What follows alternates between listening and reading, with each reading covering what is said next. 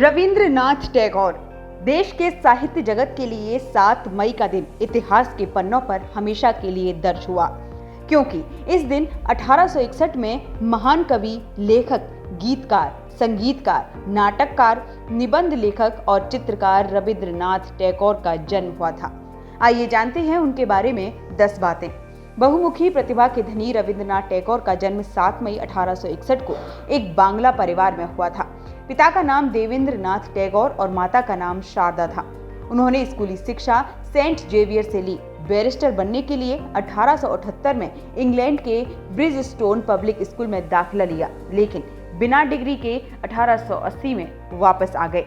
उन्हें बचपन से ही कविताएं और कहानियां लिखने का शौक था। 1901 में उन्होंने पश्चिम बंगाल के ग्रामीण क्षेत्र में स्थित शांति निकेतन में एक प्रायोगिक विद्यालय की स्थापना की। वो विद्यालय में स्थायी रूप से रहने लगे और 1921 में ये विश्व भारती विश्वविद्यालय बन गया।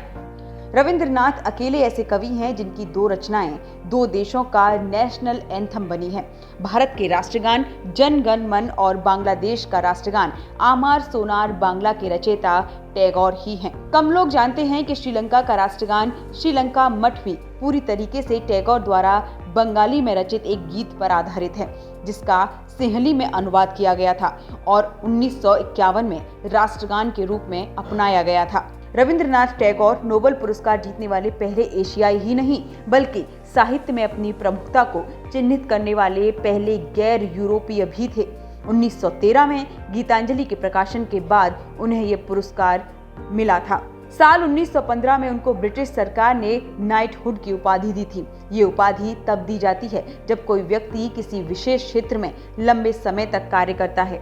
तब रानी के द्वारा ये उपाधि दी जाती थी, लेकिन जलियांवाला बाग हत्याकांड के बाद रविंद्रनाथ ने ये उपाधि अंग्रेजों को वापस दे दी। टैगोर को मिले नोबेल पुरस्कार को शांति निकेतन में रखा गया था। 2004 में ये पदक चोरी हो गया, लेकिन स्वीडिश अकादमी ने पुरस्कार की 2 प्रतिकृतियां, एक स्वर्ण और एक रजत के रूप में बनाई।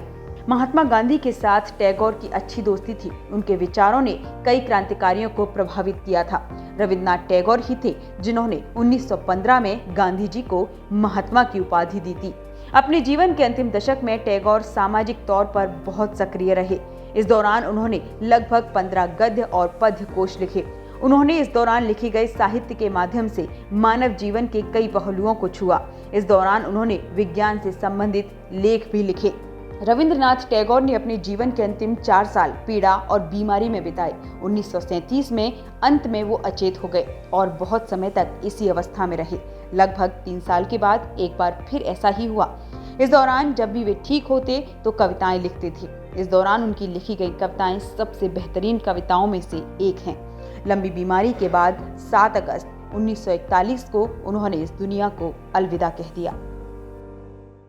कैसा लगा ये वीडियो हमें कमेंट सेक्शन में जरूर बताएं, और अगर ये वीडियो पसंद आया हो तो इसे लाइक और शेयर भी करें, और हमारे channel Asia net news Hindi को सब्सक्राइब करना ना भूलें, और इसके नोटिफिकेशन पाने के लिए बेल आइकन को जरूर दबाएं।